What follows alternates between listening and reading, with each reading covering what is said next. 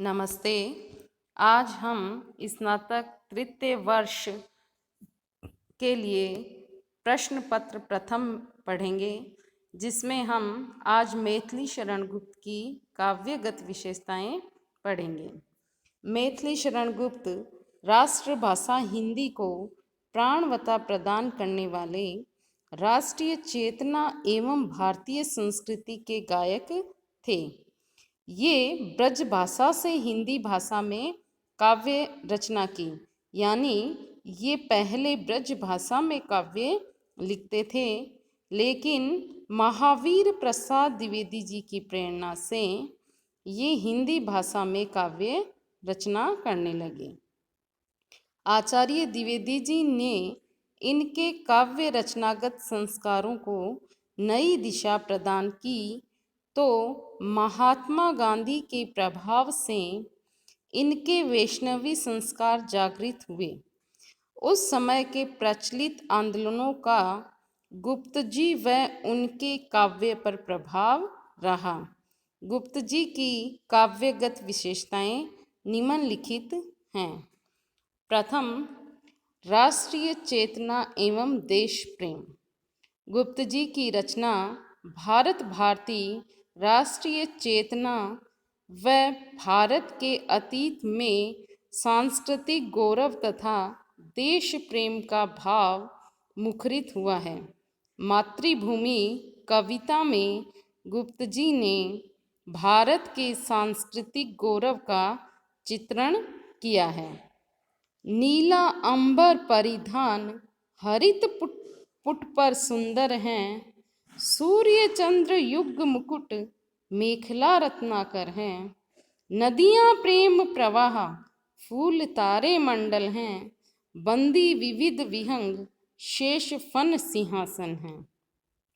भारतवासियों के अहिंसापूर्ण आंदोलनों एवं सत्याग्रह की शक्ति का उद्घोष करते हुए गुप्त जी ने तत्कालिक युग का चित्रण इन पंक्तियों में किया है। अस्थिर टोप वालों को गांधी टोपी वालों ने शस्त्र बिना संग्राम किया है, इन माई के लालों ने। इस तरह गुप्त जी की जो काव्य में है राष्ट्रीय चेतना और देश प्रेम दिखाई देता है। दूसरी, नारी की महत्ता। यह गुप्त जी की अन्यतम विशेषता है। वे द्वापर, साकेत, यशोधरा, विष्णुप्रिया आदि रचनाओं में नारी स्वतंत्रता, नारी स्वावलंबन एवं नारी की महत्ता का प्रतिपादन किया है। नारी की विविधता का प्रतिपादन यशोधरा में वे इन पंक्तियों में करते हैं। अबला जीवन हाय तुम्हारी यही कहानी, आंचल में दूध है और आँखों में पानी। मानवतावाद। गुप्त जी ने तात्कालिक समाज की ऊंच नीच की भावना के विरोधी थे। वे सामाजिक सद्भावना एवं एकता के पक्षधर थे।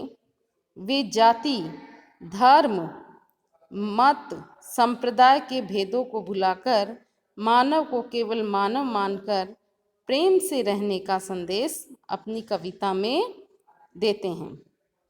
आचार में कुछ भेद हो पर प्रेम हो व्यवहार में, देखें हमें फिर कौन सुख मिलता नहीं संसार में। गुप्त जी मानव को केवल मानव मानने में ही विश्वास रखते हैं। चौथी है गांधीवादी विचारधारा का प्रभाव। गुप्त जी के काव्य पर गांधी जी के सत्याग्रह आंदोलन, जन कल्याण, सत्कर्म, सादा जीवन तथा विश्व मानवतावाद आदि विचारों का प्रभाव दिखाई पड़ता है। गुप्त जी की रचना साकेत में गांधी जी के सत्याग्रह आंदोलन का प्रभाव इस रूप में दिखाई पड़ता है। जाओ यदि जा सको रोंद हमको यहाँ, यों कह पथ में लेट गए बहुजन वहाँ। इस तरह उनकी रचनाओं में गांधी जी के क्या विचारों का पूर्ण प्रभाव दिखाई देता है। पांचवी है समाजोन्मुख काव्य चेतना। गुप्त जी के काव्य में उदात्त भावों की प्रधानता है। उन्होंने अपनी काव्य रचना के माध्यम से देश और समाज के उद्धार में सहयोगी बनने की आकांक्षा स्पष्ट की है। वे ग्राम और नगर, अरण्य और जनपद दोनों के सामाजिक जीवन के पक्षधर थे। इसलिए वे अपने कवि कर्म को समाजोन्मुख बनाने का प्रयास करते रहे। धैर्यच्युतों को धैर्य कवि ही मिलाना जानते, वे ही नितांत पराजितों को जय दिलाना जानते।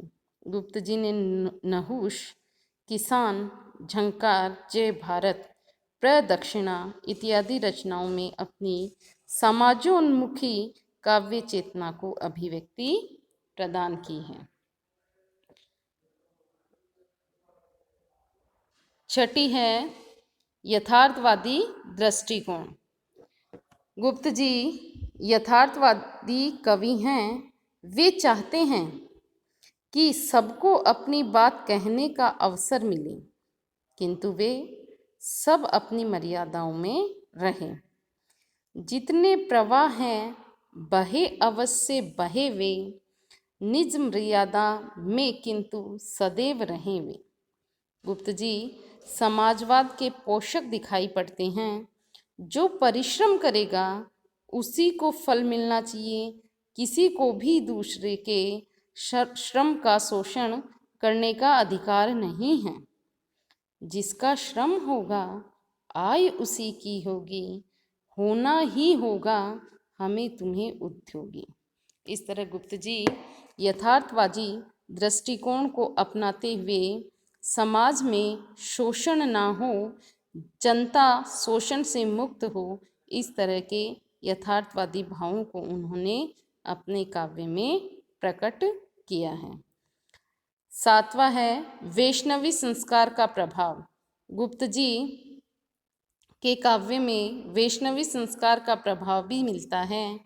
उनमें बचपन से ही वैष्णवी संस्कार होने के कारण राम राज्य की कल्पना के पक्षधर और राम भक्त कवि थे। वे अतीब उदार एवं सहिष्णु प्रवृत्ति के थे। उनकी रचनाओं में हिंदू संस्कृति और भारतीय दर्शन का गायन होने पर भी ईसाई और इस्लाम धर्म के प्रति उदार दृष्टिकोण व्यक्त हुआ है। उनका काव्य शील, सदाचार और आदर्श संस्कार से युक्त है। आठवीं है समन्वित काव्य शिल्प। गुप्त जी के काव्य में अधिकतर कथानक इतिहास एवं पुराण से लिए हैं, परंतु उन्हें अपनी राष्ट्रीय चेतना के अनुरूप ढालकर सामाजिक संदर्भों को लक्ष्य करके निरूपित किया है। गुप्त जी ने प्रबंध मुक्तक काव्य शैली को अपनाया है तथा कथाश्रित गेयता का ध्यान रखा है। इनकी गेय रचनाओं में भक्त कवियों की तरह का आत्मनिवेदन है तो रीतिकाल का सौंदर्य विधान है। यानी इनकी गेय रचनाओं में रीतिकाल में जो काव्य सौंदर्य था उसका प्रभाव भी दिखाई पड़ता है। ये ब्रज भाषा से पहले ब्रज भाषा में लिखते थे, इसलिए ब्रज भाषा का जो काव्य सौंदर्य है उसका प्रभाव भी इनके काव्य में है। गुप्त जी ने प्रस्तुत विधान तथा अलंकारों का पूरा ध्यान रखा है तथा छंदों की गति यति के साथ भाषा की अभिव्यक्ति में वक्रता और विदग्धता का अतिशय समावेश किया है। गुप्त जी की प्रारंभिक रचनाओं में संस्कृत शब्द बहुल भाषा के दर्शन होते हैं। वह बोलचाल के शब्द भी हैं और दोनों का अनमेल प्रयोग भी। इनकी काव्य भाषा ब्रज एवं खड़ी बोली है, जो भावोनुकूल, प्रसंगानुकूल और पात्रानुकूल एवं सरस है। जगह जगह भाषा में सामासिकता, मुहावरों के प्रयोग से भाषा के अर्थ गांधीर्य को बढ़ाया है। इस तरह काव्य शिल्प देखें तो काव्य शिल्प की दृष्टि से भी गुप्त जी की विशेषताएं हैं, वह उच्च कोटि की हैं। यानी इन्होंने दो भाषाओं ब्रज और खड़ी बोली में काव्य रचना की, प्रबंध और मुक्तक काव्य में भी रचना की, गयता भी इनके काव्य में है और उन्होंने संस्कृत शब्दों का भी अपने काव्य में प्रयोग किया है।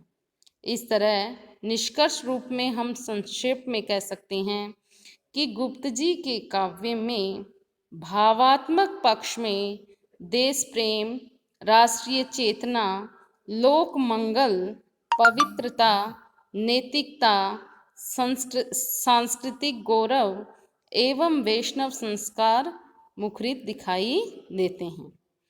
काव्य शिल्प की दृष्टि से रचनाएं प्रभावशाली हैं, उनमें अभिव्यक्ति की सहजता तथा भावों की सशक्तता है।